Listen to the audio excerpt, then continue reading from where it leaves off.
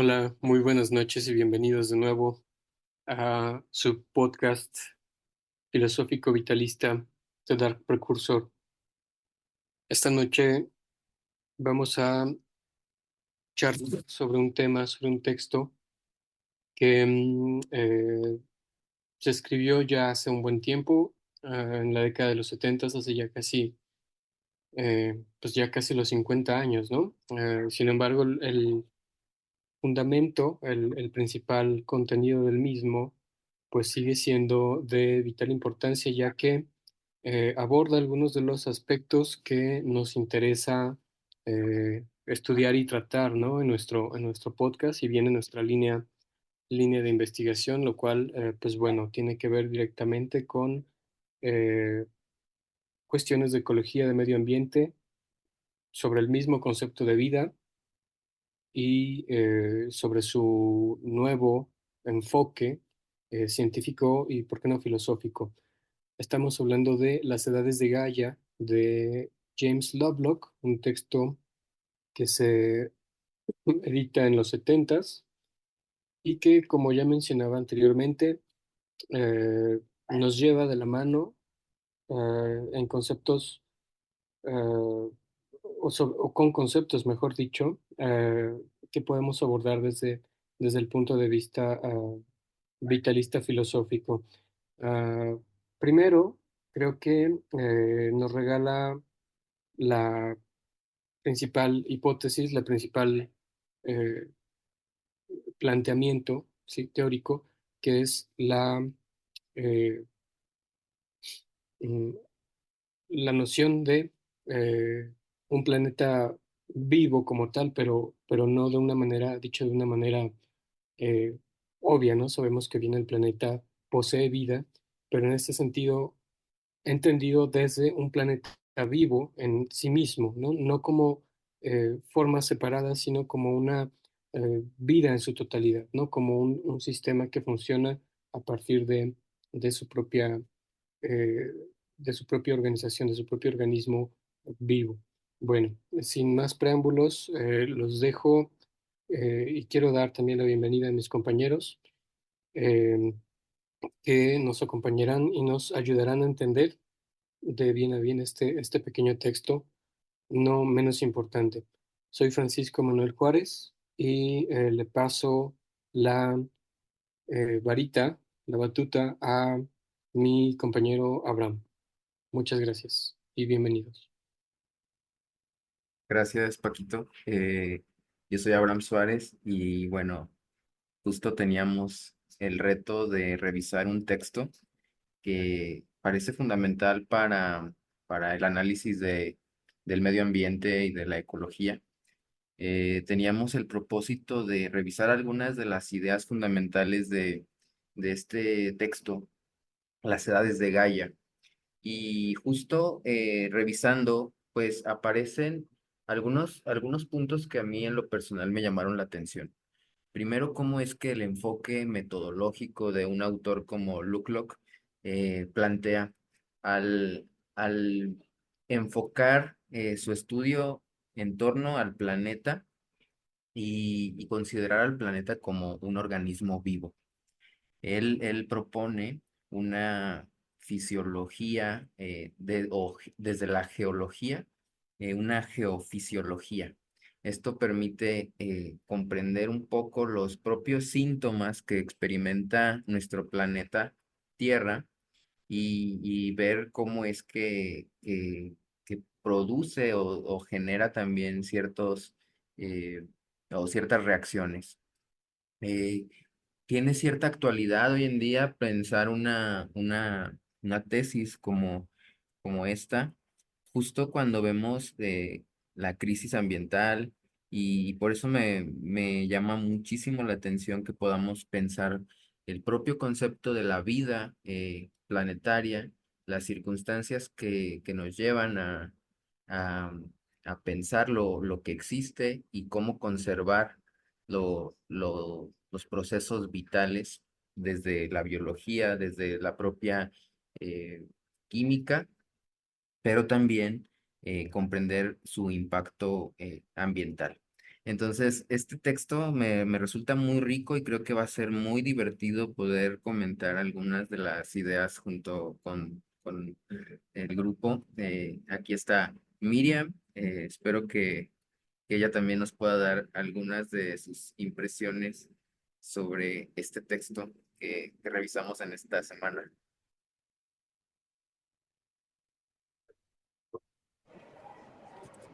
Claro, Abraham, gracias. Pues buenas noches a todos.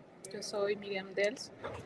Estamos en el conversatorio Eco Fungi Vitalo-Filosófico y pues en esta sesión la podremos dedicar a lo que ya más o menos vienen mencionando, que es esta gran lente amplificada desde la que habla James Lovelock en eh, pues este texto que vamos a comentar esta noche sobre pues, el organismo vivo más importante de esta Vía Láctea, que es Gaia. Le cedo la palabra a Ernesto. Adelante. Muchas gracias a mis compañeros y muy buenas noches a todas y a todos los que nos están aquí sintonizando en este podcast, si es que se le puede llamar todavía sintonizar a esta relación que tenemos con los escuchas, eh, y desde donde nosotros, los emisores, pues esperamos, por supuesto, eh, entablar un rico diálogo con aquellos que estén interesados e interesadas en estos temas que The Dark Precursor viene a traer.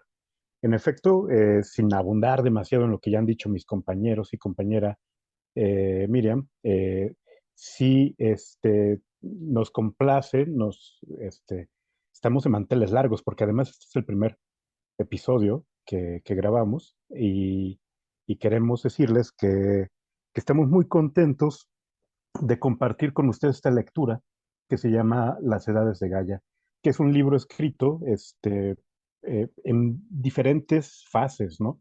Porque cuando Lovelock, este doctor científico loco del que ya hablaban hace un momento, empieza a escribir, él ya había desarrollado en los 70, en el 69,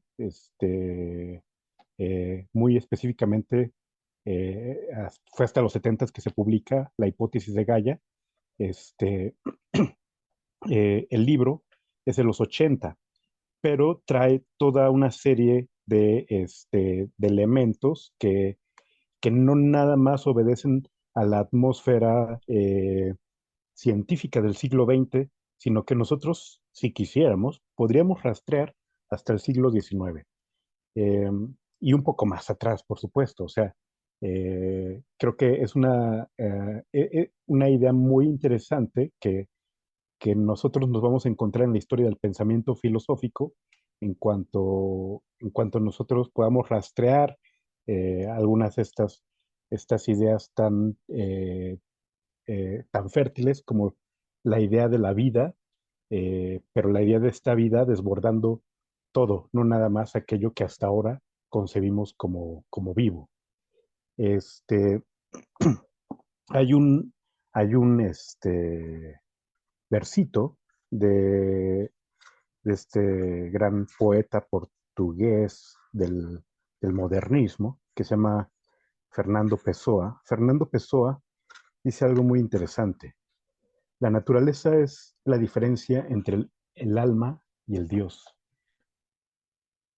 Este epígrafe, que creo que pertenece al libro del desasosiego, lo recupera después una poeta argentina que se llama María Negroni.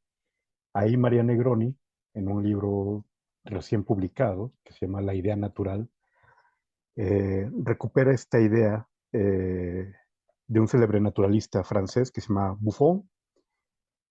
Él decía que el discurso de la naturaleza no es más que la naturaleza transformada en discurso.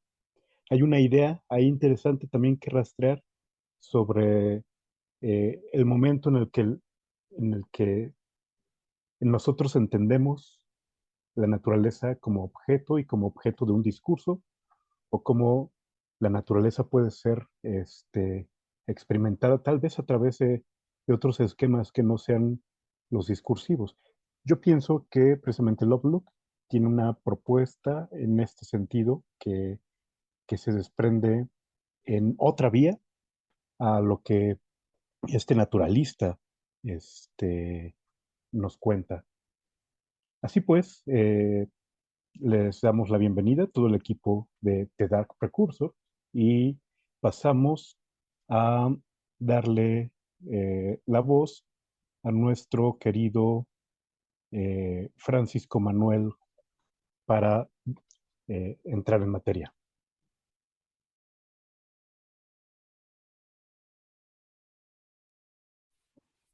Muchas gracias, Ernesto, Miriam, Abraham, compañeros que nos escuchan.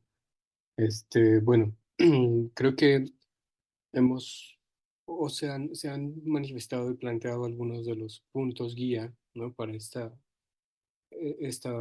primer, primer lectura, primer eh, forma de abordar el texto de Lovelock.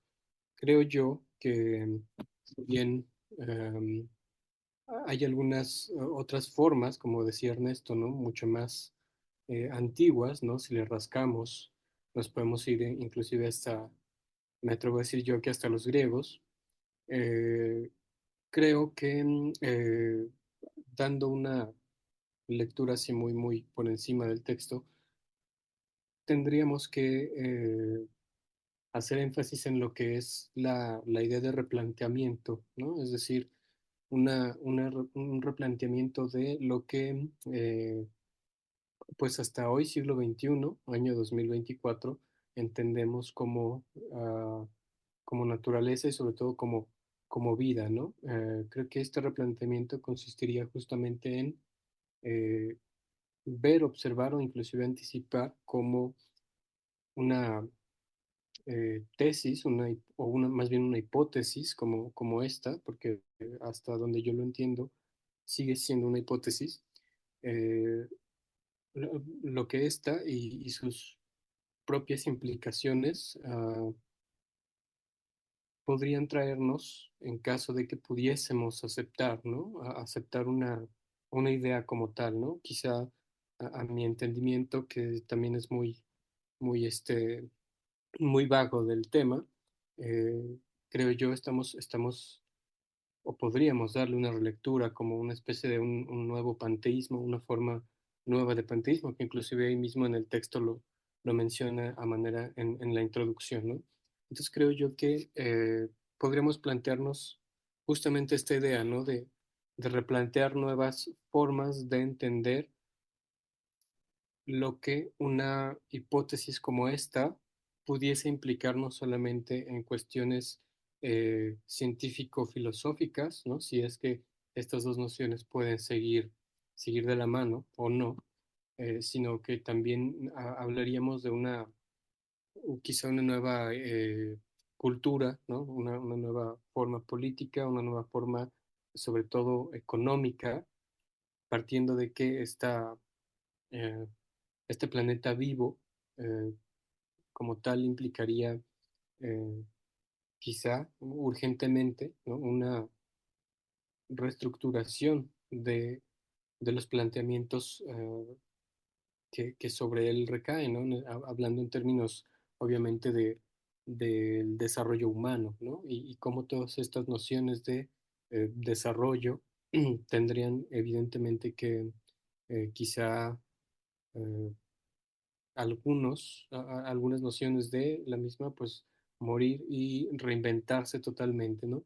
Yo creo que para iniciar quizá un debate y un abordamiento del tema, quizá podríamos empezar por ahí, ¿no? Sobre el replanteamiento de dichas nociones a propósito de esta hipótesis, ¿no? No solamente en el ámbito científico, sino yéndonos a la praxis, ¿no? Es decir, qué políticas podríamos retomar, ¿no?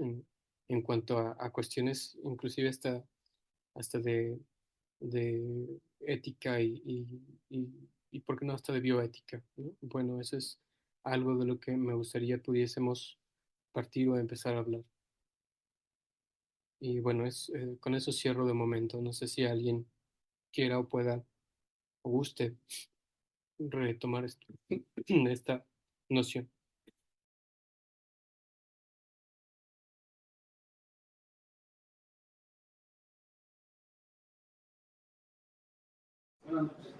Hola, pues creo que a secundarte, Paco. Bueno, mencionaba sobre esta parte que menciona Lovelock como una mirada, un parteaguas panteísta, lo cual me llamó también muchísimo la atención.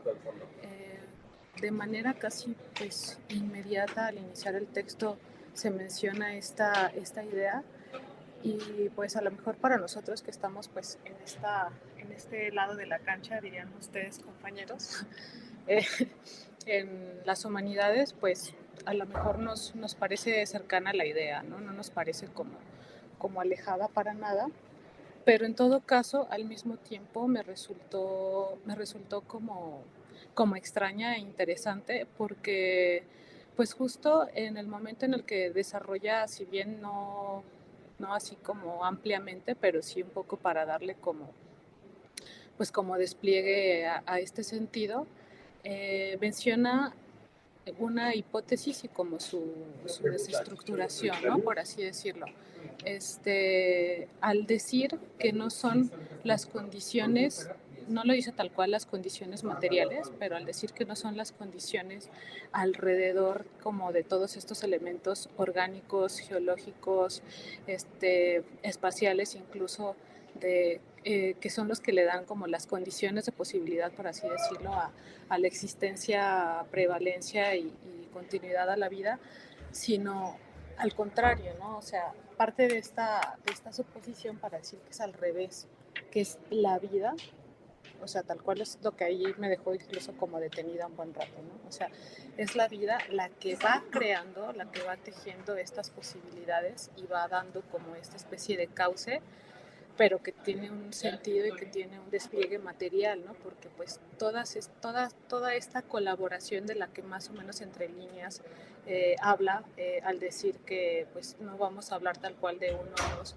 elementos orgánicos o elementos vivos que son importantes, por ejemplo en la parte en la que menciona a los microorganismos, a los microbios y que hace un paréntesis, o bueno, yo lo mencionaría aquí como paréntesis muy bonito al nombrarse a sí mismo como sindicalista, ¿no? De los microbios, que me pareció genial. Dice, bueno, no es que le vamos a dar una prevalencia a una forma de existencia u otra, ¿no? Un organismo u otro, sino que es esta forma conjunta, esta forma de colaborativa, es la que mantiene, o sea, da esta posibilidad de prevalencia a la vida, pero en todo caso, volviendo a esta idea que quería desarrollar desde el principio, que me detuvo bastante, pues que es esta vida tal cual la que va buscando sus propias condiciones y va haciendo, por así decirlo, que todas las condiciones materiales, orgánicas y tal se desplieguen de una o tal forma para que esto sea posible, ¿no? Porque también más adelante va a hablar de este punto que no lo dice así, también usa otra palabra, pero bueno, a mí me viene más a la mente la autorregulación, ¿no?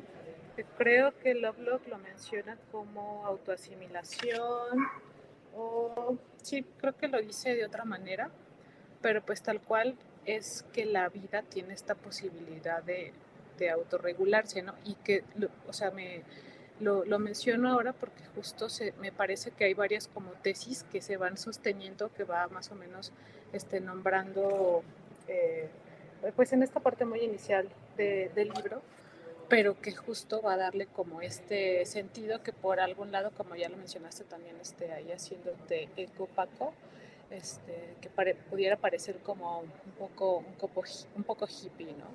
Y pues bueno, son los setentas, es la era de Acuario, pues cómo no iban a estar impregnados los científicos, no solo el pensamiento institucionalizado y como normativo, reconocido, también impregnado como por todo a lo mejor en ese sentido más general, más común, pues como por esta moda incluso, ¿no?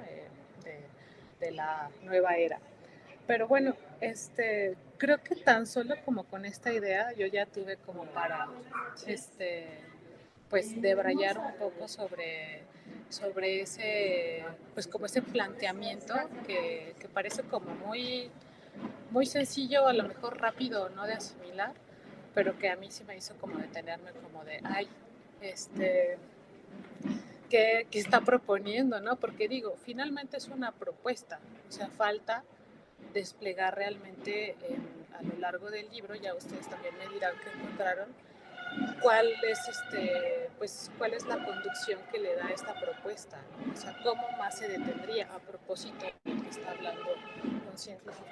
Pero bueno, por ahí yo dejaría como mi nota, que es más bien como una nota que ya tenía yo más o menos prevista, y que pues también es una nota que parece que fue que llamó la atención también acá al colega Francisco. Y pues bueno, no sé, me parece que continuamos contigo, Ernesto. Adelante.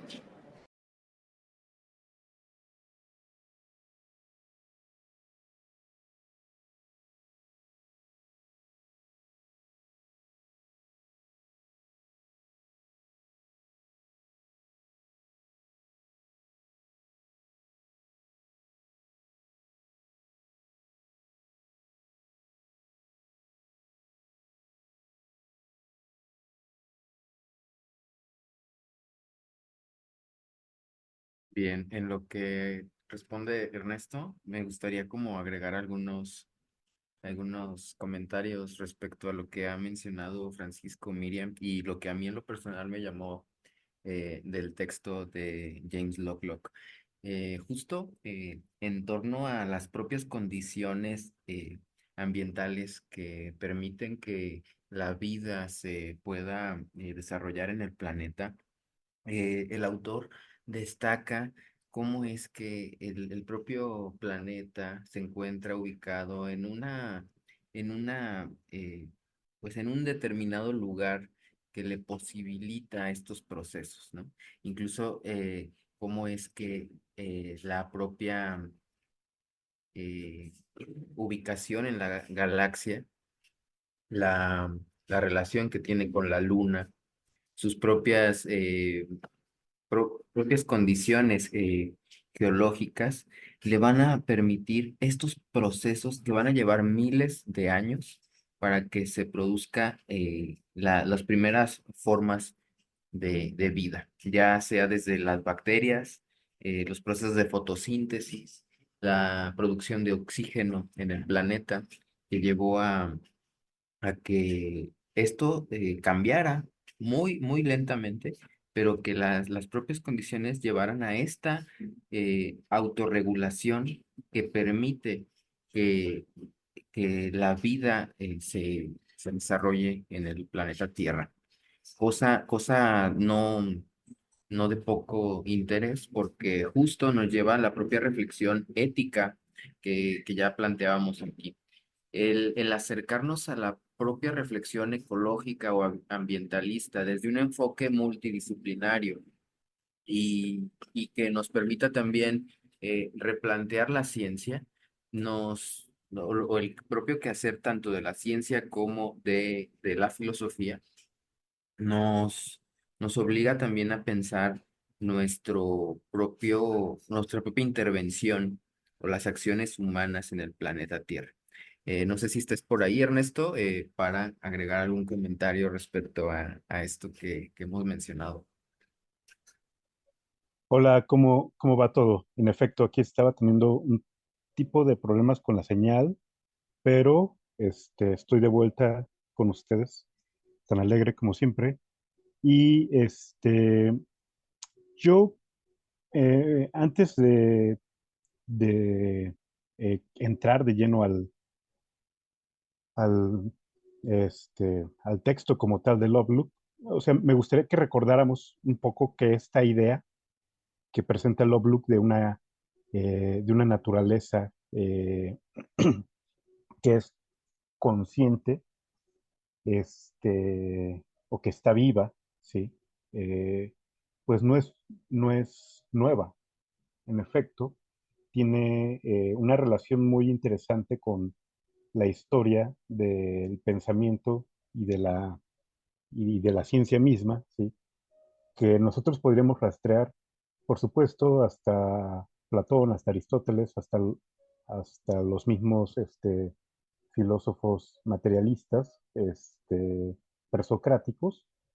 Eh, yo me quedaría más bien eh, en esta idea de,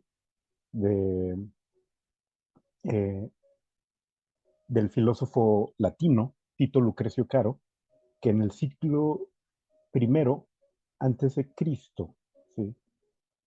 Alcanzó a escribir uno de los grandes libros sobre la naturaleza, un poema, ¿sí? Un poema que trataba de cantar, de hacer cantar a la ciencia, ¿no? Dicen algunos, como tratando de reseñarlo. En este poema hay una diosa que está de fondo, que es Afrodita, ¿sí?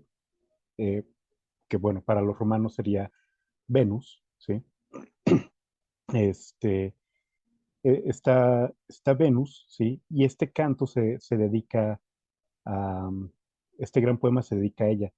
Y, y es un libro interesante en el sentido en el que presenta precisamente eh, la relación de la naturaleza, ¿sí? Con sus productos como una continuidad. Y a mí me gustaría sostener esta idea, ¿sí? Porque en el fondo de la discusión también que tiene Lovelock es como en qué punto nosotros hacemos el corte de caja, ¿sí? ¿Dónde partimos, dónde categorizamos para decir que algo es naturaleza para empezar a hacer cultura, donde decimos que algo es vida para decir que todo lo otro no es vida, ¿no? Como nuestras categorías de lo inorgánico, por ejemplo, ¿no? Entonces, en este libro de Lucrecio, se nos presentan a través este, de estos cantos escritos, versificados, ¿sí? Una idea de continuidad, ¿sí? ¿Por qué sería importante esta idea de continuidad en el fondo de la reflexión de la naturaleza? Porque entonces nos permite pensar, ¿sí? Un poco más en una dimensión materialista, ¿sí? Que, eh, que no existe ¿cómo decirlo? Esta jerarquía tan tajante entre espíritu, ¿sí? Y fisis. Y más bien lo que nos vendría a proponer Lucrecio, entre otros filósofos, es que la parte espiritual vendría a ser precisamente el resultado de todos estos procesos físicos, ¿no? Que le anteceden. No que lo físico es una emanación o una degradación al estilo plotiniano del espíritu de estas hipóstasis, ¿no? Ahora, hay un poema muy bello de la gran poeta Inger Christensen que se llama Eso, ¿sí? Eso creo que empieza muy bien precisamente en ese sentido, eh, al decir cómo empieza la naturaleza. Dice Christensen, eso, eso fue, así empezó, eso es, continúa, se mueve, más allá, nace, deviene eso, eso y eso, sigue más allá de eso, deviene otra cosa, deviene más, combina otra cosa con más y sigue deviniendo otra cosa, más y más, sigue más allá de eso, deviene otra cosa diferente a otra cosa y más, deviene algo nuevo, algo incesantemente más nuevo. En el próximo ahora deviene tan nuevo como puede serlo cualquier otra cosa. Se pavonea, pasea, toca, es tocado, atrapa material suelto, va haciéndose más y más grande, aumenta su seguridad al existir como más que él mismo, gana peso, adquiere velocidad, adquiere algo más que en su velocidad, adelanta al otro, hace sufrir al otro, que se recoge, se absorbe, se le recarga rápidamente con lo que le llegó primero, que empezó tan aleatoriamente. Eso fue tan diferente ahora que ha empezado. Este poema de Christensen pienso que tiene consonancias muy poderosas, por supuesto, con el libro primero de Lucrecio. Todo es una mezcla y hay una parte muy bella del texto de Lovelock, si se me permite la rapsodia y el ir saltando de texto en texto, ¿sí? En donde Lovelock recuerda, ¿sí? Que existen ciertas leyes, ¿sí? Que en algún momento a principios del siglo XX empezaron a desarrollar, a plantearse, que son las leyes de la termodinámica, ¿no? Y dice por ahí, bueno, pues ahí estaba este señor Edwin Schrödinger, que publica un libro en la primera mitad del siglo XX que se llama ¿Qué es la vida?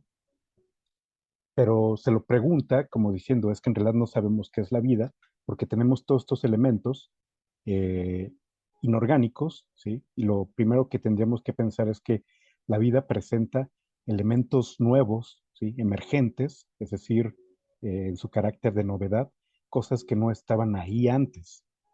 Y eso es algo que ustedes venían comentando, ¿no? Todos los, eh, todos los aspectos que desde el punto de vista más riguroso Lovelock viene señalando, no nada más al introducir conceptos como autorregulación, más precisamente el de homeostasis, o mucho más en la línea de lo que vengo comentando, las leyes de la termodinámica, él va a recordar precisamente que eh, eh, nuestra naturaleza o el universo entero, ¿sí? Este, se mueven hacia un incremento del desorden, ¿sí? Hacia un incremento que se mide por algo que conocemos como entropía, ¿sí? Que esta cantidad siempre aumenta, ¿no? Va aumentando la entropía, pero la entropía es ese incremento de desorden. Entonces hay una relación muy interesante entre estos conceptos que hemos ido como degustando en donde encontramos a la naturaleza como una naturaleza que ordena, como una naturaleza que organiza, que dice, bueno, aquí vamos a poner las piedritas, acá vamos a tener, ajá, como que incluso se adelanta a Linneo y a los naturalistas, ¿no? O sea, ¿de qué manera nosotros podríamos pensar estas clasificaciones, ¿no? El gran clasificador, al que le llamaban el lector, era Aristóteles, ¿no? Que se dedicó precisamente a hacer las primeras tablas de seres existentes en el universo.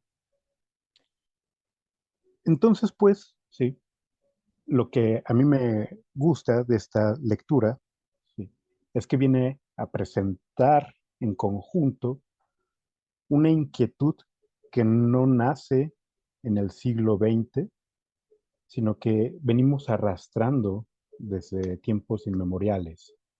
Esta inquietud no tiene que ver con, claro que se dispara de otra manera, ¿no?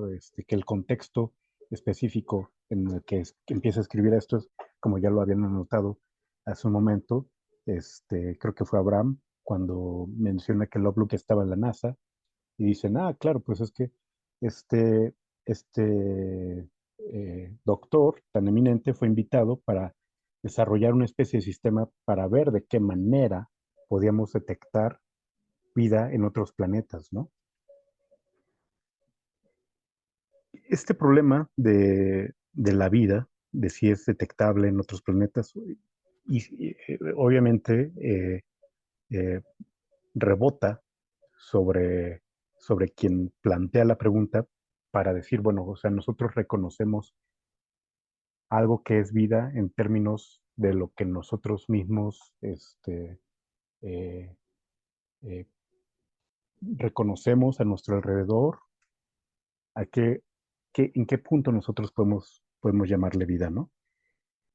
Cosa que me hace pensar precisamente en una serie de tópicos contemporáneos, ¿no? Que son, una vez reconocidos, las definiciones de vida para tal o cual eh, especie o elemento incluso, ¿sí?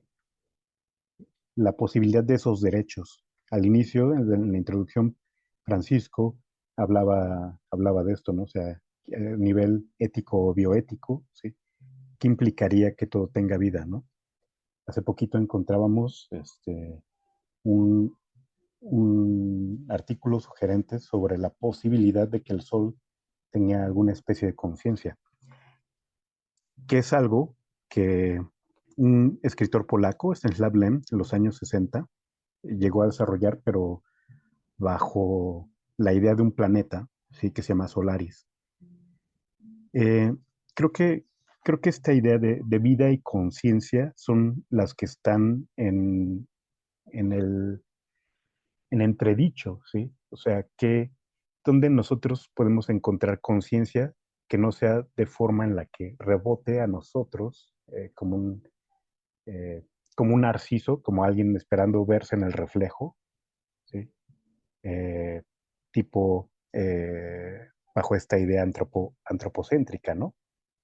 Eh, yo creo que en estas coordenadas es como podríamos nosotros aventurar una lectura de Lovelock para pensar nuestro presente, un presente que tiene las características, eh, pues ya vemos, apocalípticas de varias distopías escritas en los mediados del siglo XX. De este modo, a mí me gustaría pues terminar mi participación. ¿Sí? Creo que Creo que es una lectura que tiene todavía mucha tela de donde cortar eh, y que con mucho gusto me, me animaría a seguir discutiendo en otro capítulo. Pero como introducción a la lectura de Lovelock, creo que es importante desarrollar estas nociones de vida y conciencia.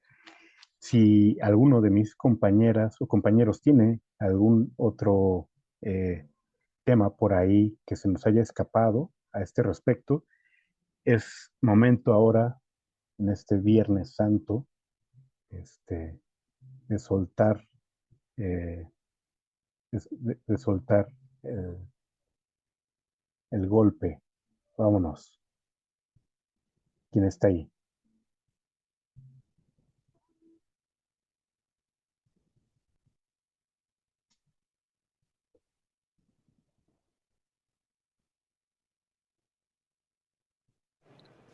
Bueno, a mí me gustaría replicar, pero pues quedan prácticamente 3 minutos.